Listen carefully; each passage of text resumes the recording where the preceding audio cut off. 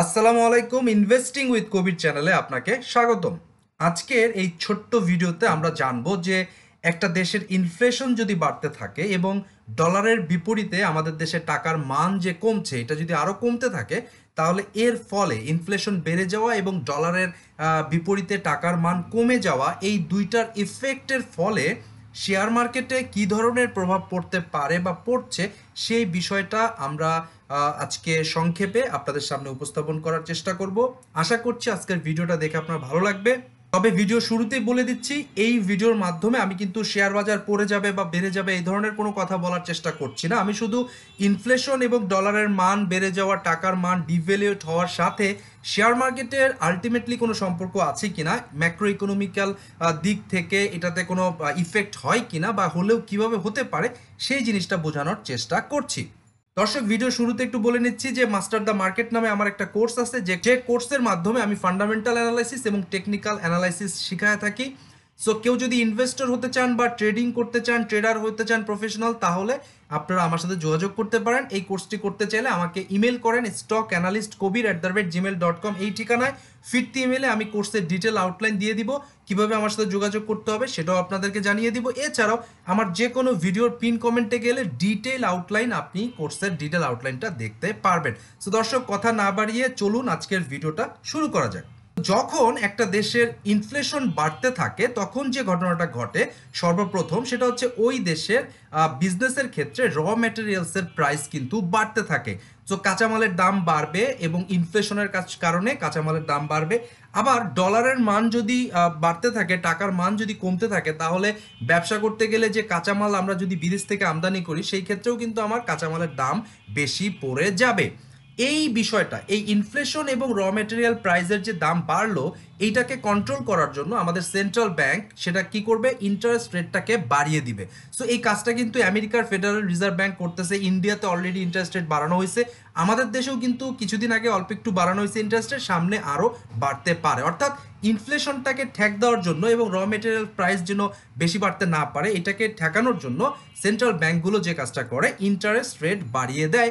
So interest rate যখন ব্যাংকগুলো বাড়াবে, তখন যে ঘটনাটা ঘটবে সেটা হচ্ছে ডেট মার্কেটের যে প্রোডাক্টগুলো আছে এগুলো আরও বেশি অ্যাট্রাকটিভ হওয়া শুরু করবে। অর্থাৎ এখানে সঞ্চয়পত্র বা ট্রেজারি বিল বা ট্রেজারি বন্ড এগুলো বেশি অ্যাট্রাকটিভ হবে।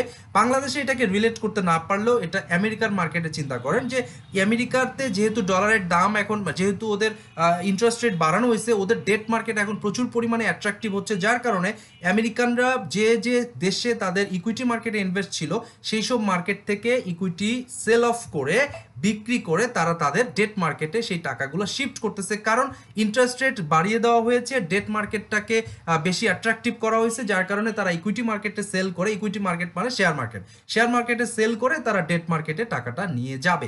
এটা একটা ব্যাপার। এছাড়াও যে ঘটনাটা ঘটবে, সেন্ট্রাল ব্যাংক যখন ইন্টারেস্ট রেটটা বাড়িয়ে দিবে, তখন যে ঘটনাটা ঘটবে সেটা হচ্ছে যে কস্ট অফ বরোয়িংটা বাড়তে থাকবে। অর্থাৎ বিজনেস করতে গেলে তো ব্যাংকের থেকে লোন টোন নিতে হয়, তো সেই ক্ষেত্রে যারা লোনে নিয়ে ব্যবসা করে, ম্যাক্সিমাম ব্যবসাতেই লোন লাগে, সো এই লোনের যে interest rate, cost of borrowing, এটা কিন্তু বেড়ে যাবে।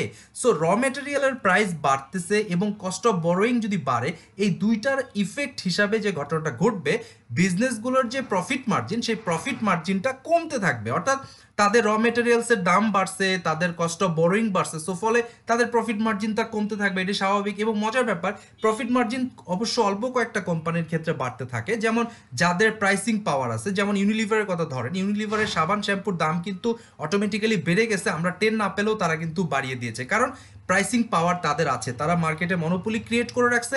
তাদের ক্ষেত্রে হয়তোবা র মেটেরিয়াল দাম বাড়লে ওরা প্রোডাক্টের দাম বাড়িয়ে দেয়, কিন্তু সব কোম্পানির কিন্তু মার্কেটে এরকম মনোপলি নাই, সবাই কিন্তু এভাবে প্রাইস বাড়াইতে পারে না। ওই কোম্পানিগুলোর প্রফিট কিন্তু ডেফিনেটলি কমে যাবে এই কস্ট অফ বরোয়িং বাড়ার কারণে এবং র মেটেরিয়ালসের প্রাইসটা বাড়ার কারণে। তাহলে শুরুটা হয়েছে কোথায়? ইনফ্লেশনে। ইনফ্লেশনের কারণে সেন্ট্রাল ব্যাংক প্রাইসটা হাইক করলো, আর প্রাইস হাইকের কারণে কস্ট অফ সেন্ট্রাল ব্যাংক কী করলো, আপনার ইন্টারেস্ট রেট বাড়াইলো, ইন্টারেস্ট রেট বাড়ানোর কারণে কস্ট অফ বরোয়িং কিন্তু বাড়তে থাকলো। কস্ট অফ বরোয়িং বাড়ার কারণে এবং র মেটেরিয়ালের দাম বাড়ার কারণে প্রফিট মার্জিনটা কমতে থাকলো। এরপরে যে ঘটনাটা ঘটবে, প্রফিট মার্জিন যদি কোনো কোম্পানির কমতে থাকে, তাহলে ওর প্রোডাকশন কমবে এবং ওর first quarter, second quarter, third quarter বা পরবর্তী কোয়ার্টারগুলো আস্তে আস্তে খারাপ রেজাল্ট শো করবে। তার মানে গত বছর এত টাকা প্রফিট করছিল, এবার কম করছে, গত বছর এত টাকা ইপিএস ছিল, এবার সেটা আরও কমে যাবে। সো প্রফিট মার্জিন কমার কারণে তাদের রেজাল্টগুলো, ফিনান্সিয়াল রেজাল্টগুলো 1 কোয়ার্টার 2 কোয়ার্টার 3 কোয়ার্টার আস্তে আস্তে কমতে থাকবে। এর ফলে যে ঘটনাটা ঘটবে, মার্কেটে পাবলিকদের মধ্যে একটা, ইনভেস্টরদের মধ্যে একটা নেগেটিভ সেন্টিমেন্ট গ্রো করবে।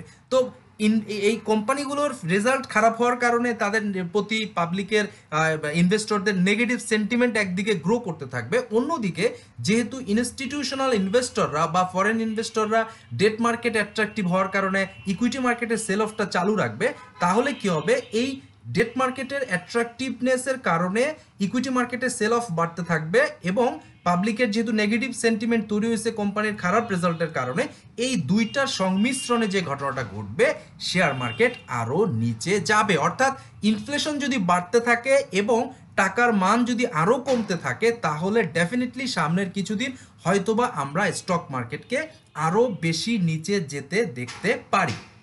এর মানে কিন্তু এই নয় যে আপনি শেয়ার মার্কেট কমে যাচ্ছে আপনি সব বের করে দিবেন, না। আমি প্রথমেই বলেছিলাম যে কিছু কিছু কোম্পানি কিন্তু থাকেই যাদের ইনফ্লেশন বাড়লে বা ডলারের দাম কমলে, বা ডলারের দাম যদি বেড়ে যায় অথবা টাকার মান যদি কমে যায়, ইনফ্লেশন যদি বেড়ে যায়, র মেটেরিয়াল প্রাইস বাড়লেও তাদের যেহেতু একটা প্রাইসিং পাওয়ার আছে, তারা কিন্তু তাদের ব্যবসা ঠিকই করতে থাকবে। এই ধরনের কোম্পানি ম্যাক্সিমাম ক্ষেত্রে মাল্টিন্যাশনাল কোম্পানিগুলো আছে, এরা দেখবেন যে রিসেশনও এদের দাম কমে না, বরঞ্চ এরা গেইনেই থাকে অথবা স্টেবল থাকে। সো ইনভেস্টিং যারা করছেন তাদের এটাতে কোনো প্রবলেম নাই, বাট যারা ট্রেডিং করি বা শর্ট টার্ম ট্রেডিং করি তাদের আমার মনে হয় সাবধান হওয়ার প্রয়োজন আছে। সো দর্শক, আজকের ভিডিওতে আমি ইনফ্লেশন বাড়ার কারণে এবং ডলারের বিপরীতে টাকার মান কমার ফলে শেয়ার মার্কেটের কি প্রভাব হতে পারে সেই বিষয়টা এই ফ্লো চার্টের মাধ্যমে আপনাদেরকে বোঝানোর চেষ্টা করছি। আশা করছি ভিডিওটা আপনার ভালো লাগছে। আর এই ভিডিওটা যদি আপনার ভালো লেগে থাকে তাহলে আমার চ্যানেলটিকে সাবস্ক্রাইব করুন, লাইক কমেন্ট ও শেয়ার দিতে ভুলবেন না। আমার পরবর্তী ভিডিওটি দেখার আমন্ত্রণ জানিয়ে আজকে আমি এখানেই বিদায় নিচ্ছি। সবাই ভালো থাকবেন। আল্লাহ হাফেজ।